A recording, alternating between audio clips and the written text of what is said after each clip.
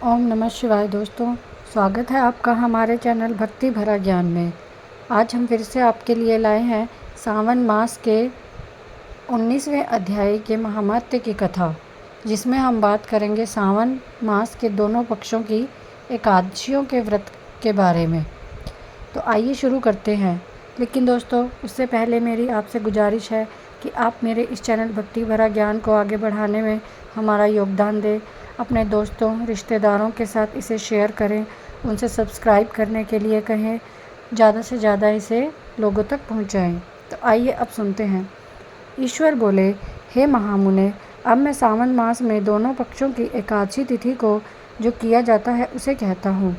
हे वत्स, रहस्यमय अतिश्रेष्ठ महान पुण्य प्रदान करने वाली महापातकों का नाश करने वाले इस व्रत को मैंने किसी से नहीं कहा। यह एकादशी व्रत सुनने मात्र से मनुष्यों को वांछित फल प्रदान करता है, पापों का नाश करता है। आप एकाग्रचित होकर सुनिए। दशमी तिथि में प्रातःकाल स्नान करके संध्या आदि कर लें।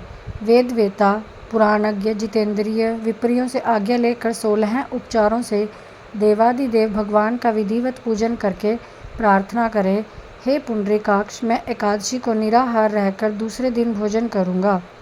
आप मेरे शरणदाता बनिए। हे वत्स, गुरुदेवता अग्नि की सन्निधि में नियम धारण करें। उस दिन काम क्रोध रहित होकर भूमि पर शयन करें। उसके बाद प्रातःकाल होने पर भगवान केशव में मन को लगाएं। भूख लगने तथा प्रस्खलन, गिरना, ठोकर आदि लगना के समय श्रीधर इस शब्द का उच्चारण करें। हे वत्स, यह व्रत मोक्ष प्रदान करने वाला है। अतः 3 दिनों तक पाखंडी आदि लोगों के साथ बातचीत, उन्हें देखना, उनकी बातें सुनना, इन सब का त्याग कर देना चाहिए। तदंतर क्रोध रहित होकर पंचगव्य लेकर मध्याह्न के समय नदी आदि के निर्मल जल में स्नान करना चाहिए। सूर्य को नमस्कार करके निर्मल जल में स्नान करना चाहिए। सूर्य को नमस्कार करके भगवान श्रीधर की शरण में जाना चाहिए। वर्णाचार की विधि से सभी कृत्य संपन्न करके घर आना है। वहाँ पुष्प, धूप, अनेक प्रकार के नैवेद्यों से श्रद्धापूर्वक श्रीधर की पूजा करनी है। उसके बाद स्वर्ण में पंचरत्न युक्त श्वेत चंदन से लिप्त तथा 2 वस्त्रों से आच्छादित कलश को स्थापित करके शंख, चक्र, गदा युक्त देवादिदेव श्रीधर की प्रतिमा स्थापित कर उनकी पूजा करके गीत, वाद्य, कथा श्रवण के साथ रात्रि में जागरण करना चाहिए। इसके बाद विमल प्रभात होने पर द्वादशी के दिन विधिवत पूजन करके कृतकृत्य होकर बुद्धिमान को चाहिए कि श्रीधर नामक नाम का जप करे। इसके बाद उन शंख, चक्र, गदा धारण करने वाले देव देवे श्रीधर की पुनः पूजा करें और सुवर्ण दक्षिणा सहित कलश ब्राह्मण को दे। उस समय ब्राह्मण को विशेष करके नवनीत अवश्य प्रदान करें। इस प्रकार प्रार्थना करें, भगवान श्रीधर, आज आप मुझ पर प्रसन्न हो और मुझे अति उत्तम लक्ष्मी प्रदान करें। हे मुनि श्रेष्ठ, इस प्रकार उच्चारण करके जगत गुरु श्रीधर से प्रार्थना करके श्रेष्ठ ब्राह्मणों को भोजन कराकर अपने सामर्थ्य अनुसार दक्षिणा देनी चाहिए। उसके बाद सेवकों आदि को भोजन कराकर गायों को घास खिलानी चाहिए। इसके बाद मित्रों तथा बंधु बांधवों समेत स्वयं भोजन करना चाहिए। हे सनत कुमार, मैंने आपको यह सावन मास की शुक्ल पक्ष की एकादशी विधि बतला दी है।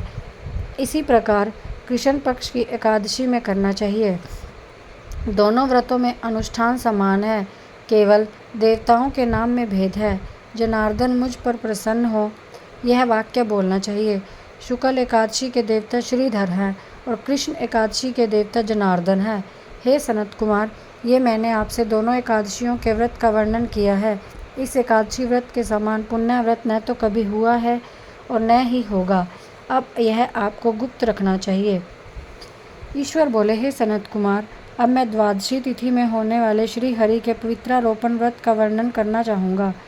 पिछले अध्याय में देवी की कही गई पित्रारोपण विधि के अनुसार इसका भी पवित्रारोपण है, उसे मैं बताऊँगा। हे महामुने, इस व्रत के लिए जो अधिकारी बताया गया है उसे आप सुने। ब्राह्मण, क्षत्रिय, वैश्य, शूद्र तथा स्त्री, इन सभी को अपने धर्म में स्थित होकर भक्तिपूर्वक पवित्रारोपण करना चाहिए। द्विज को चाहिए कि अतो देवा अवंतु नो यतो विष्णु वीरचक्रमे पृथिव्या सप्तधाममी। इस मंत्र से विष्णु जी की पूजा करें। स्त्रियों तथा शूद्रों के लिए नाम मंत्र है जिसके द्वारा वे विष्णु की पूजा करें। इसी प्रकार द्विज कद्रुद्राय इस मंत्र से शिव जी की पूजा करें। स्त्रियों तथा शूद्रों के लिए नाम मंत्र है जिसके द्वारा वे शिव की पूजा करें।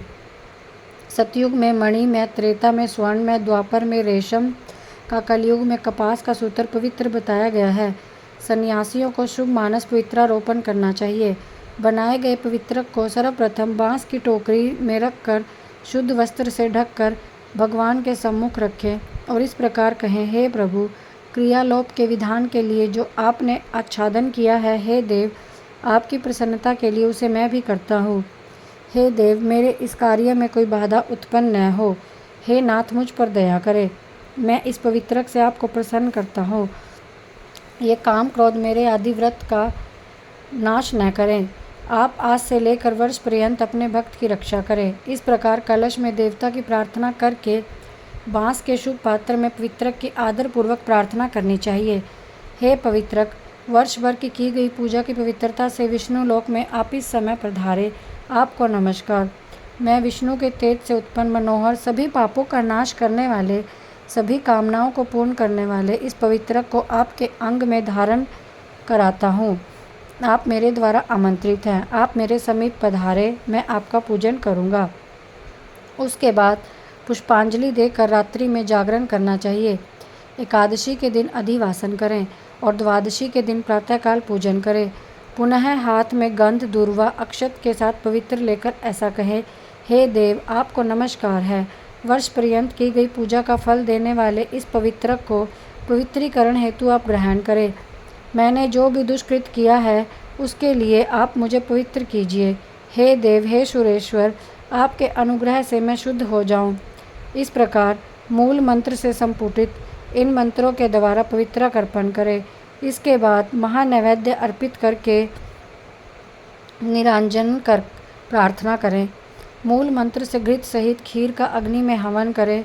इसके बाद इस मंत्र से पवित्रक का विसर्जन करके इस प्रकार बोले, हे पवित्रक, वर्ष भर की गई मेरी पूजा को शुभ करके आपको विसर्जित होकर विष्णु लोक प्रस्थान करें।